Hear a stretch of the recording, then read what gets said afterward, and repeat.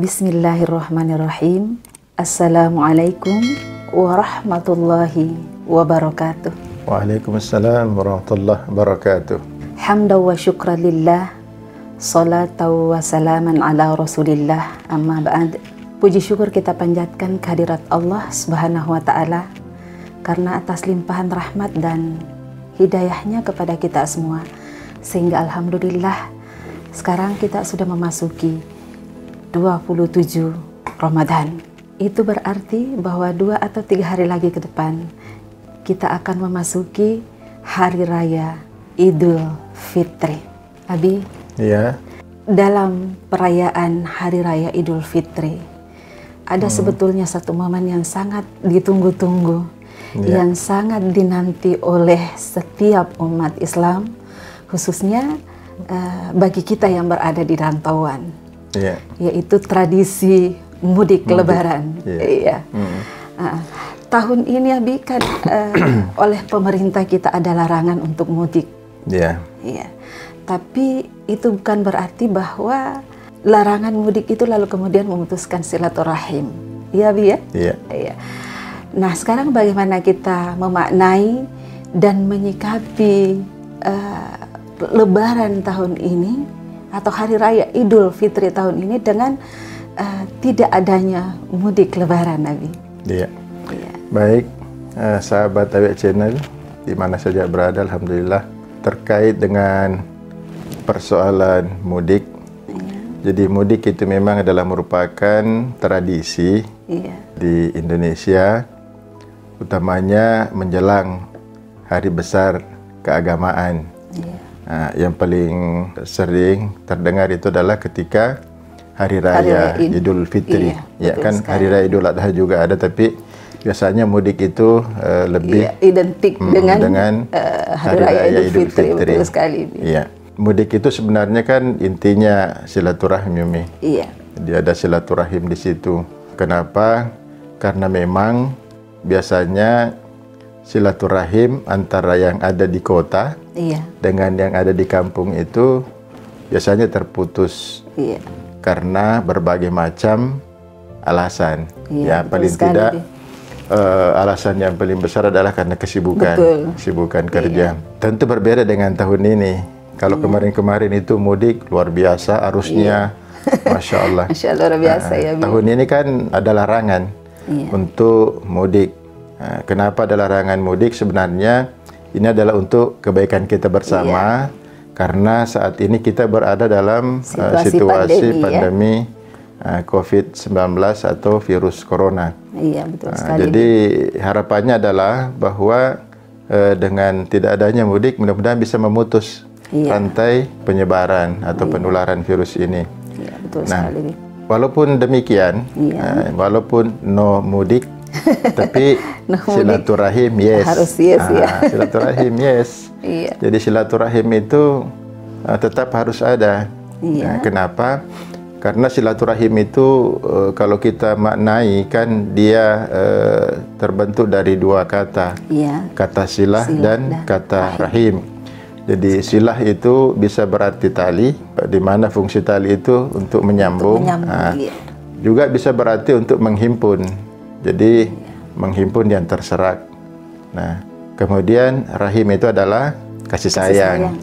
Jadi rahim juga itu diidentikan dengan kandungan atau peranakan. Jadi kenapa? Karena biasanya kalau perempuan mengandung, perempuan hamil, kasih sayangnya terhadap janin yang ada di dalam kandungan itu sangat besar. Jadi silaturahim itu adalah bagaimana kita menyambung yang terputus, bagaimana kita menghimpun yang terserak. Nah, inilah yang terjadi antara kehidupan kota dan kehidupan di kampung. Jadi di kampung orang sibuk, di kota lebih sibuk lagi, sehingga kadang-kadang silaturahim itu tidak terjalin. Jadi dengan adanya mudik kan harapannya seperti itu. Nah, jadi kita menyikapi silaturahim kita di tahun ini dengan tidak adanya mudik, ya tentu secara fisik silaturahim itu tidak ada. Tapi kan tidak mengurangi maknanya sebenarnya, karena silaturahim itu walaupun tidak mudik, karena sekarang ini kan dengan adanya kemajuan teknologi, betul itu sekali, kita bisa video call, bahkan kita bisa dengan aplikasi yang ada untuk bertemu dengan keluarga yang malah jangkauannya lebih besar.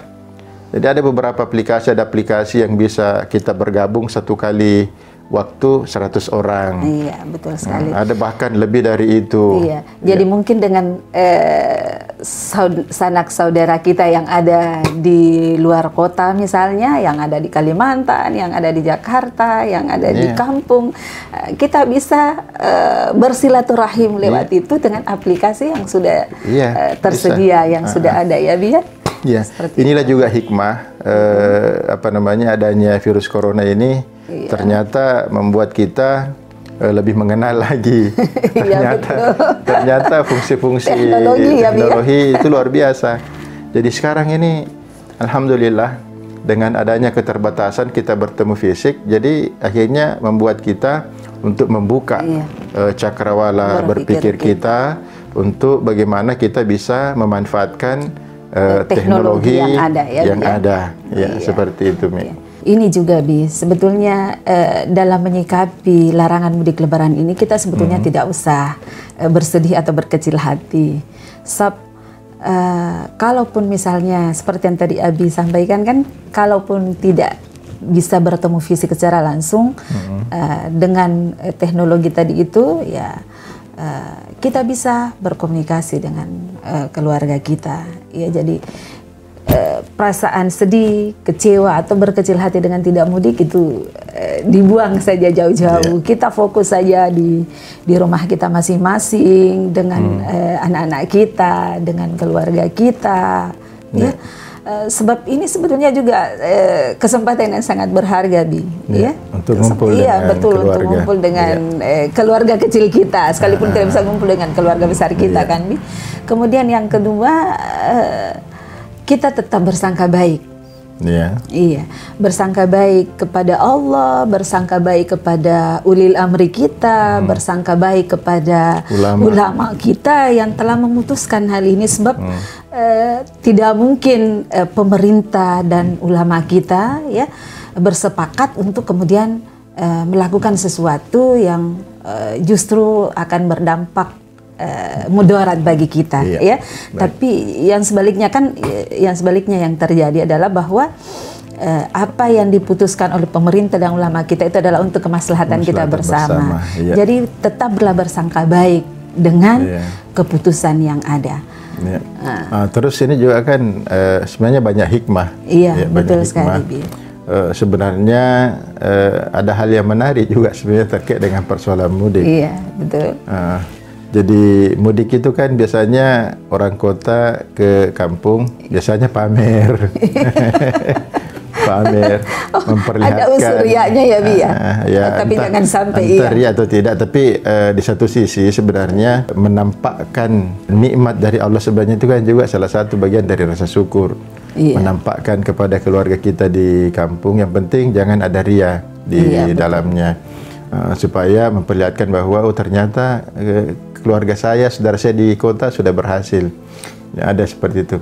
Nah, saya katakan tadi ada hikmah. Hikmahnya apa? Di tahun ini kan, ya alhamdulillah pengeluaran tidak banyak. Pengeluaran tidak banyak. Tidak, artinya begini, tidak memaksakan diri beli baju baru. Betul sekali ya.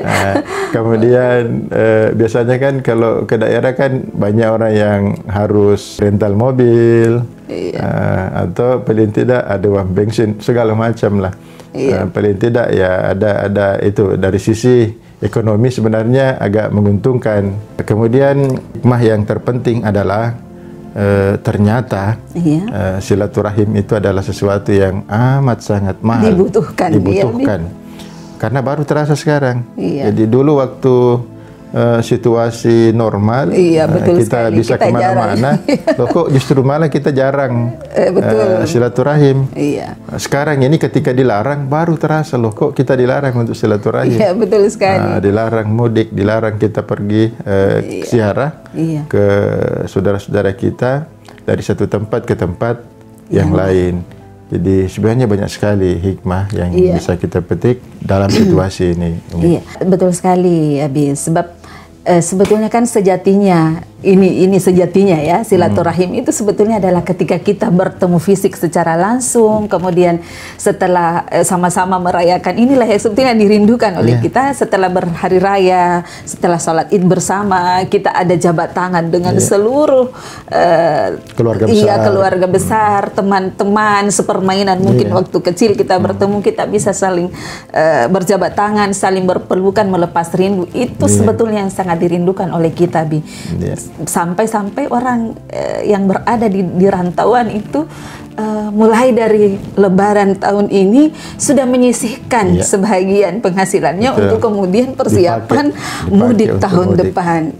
Karena betapa berharganya yang namanya mudik Lebaran itu untuk menjalin silaturahim dengan keluarga besar dan teman-teman kita. Baik. Dan yang mahal itu juga kan di silaturahim, kembali kita mudik kembali ke kampung halaman, itu sebenarnya kan mereview ingatan kita masa-masa kecil, dan itu akan memberikan sesuatu yang amat sangat bermanfaat untuk tubuh dan untuk kesehatan kita. Kenapa? Dengan adanya ingatan-ingatan masa kecil, kegembiraan-kegembiraan dulu ketika kita berada di kampung, itu akan juga sebenarnya bisa menambah imunitas kita.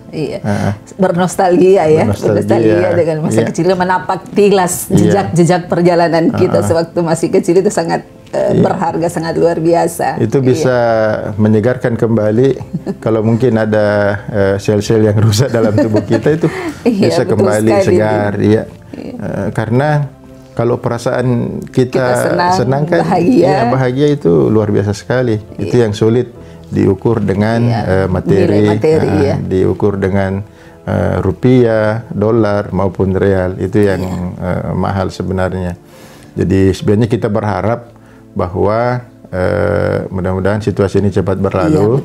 Jadi virus corona ini lenyap di atas permukaan bumi ini. Amin. Kemudian silaturahim bisa nanti terjalin kembali dengan silaturahim melalui fisik kita. Jadi itulah salah satu hikmah besar yang kita bisa rasakan. Jadi kalau tadi Abi mengatakan baru terasa sekarang betapa pentingnya nama silaturahim. Mudah-mudahan insya Allah setelah situasi ini nanti kembali normal, kita tidak ada lagi alasan saya sibuk, saya tidak punya waktu. Bahkan biasa kadang ada teman, ada keluarga kita yang mungkin berada di rumah sakit kah, terkadang kita tidak punya waktu dan lain-lain sebagainya atas nama kesibukan. Selalu mengatasnamakan kesibukan jadi mudah-mudahan nanti setelah ini hikmah yang kita bisa petik adalah bahwa silaturahmi itu ternyata sangat penting, sangat luar biasa. Kita dididik untuk meluangkan waktu untuk bersilaturahim dengan keluarga kita, dengan saudara-saudara kita, sesibuk apapun kita. Makanya untuk tahun ini jadi no mudik tapi silaturahim. Itu yang harus tetap menjadi ruh dalam merayakan Hari Raya Idul Fitri di tahun 1441 Hijriah ini. Demikian barangkali perbincangan kita pada kesempatan ini, Bi. Mudah-mudahan sahabat dan pemirsa semua insya Allah bisa mengambil manfaat dari larangan mudik ini. Terima kasih atas perhatiannya. Mohon maaf atas segala kekurangan. Wabillahi taufiq wal hidayah. Wassalamualaikum warahmatullahi wabarakatuh.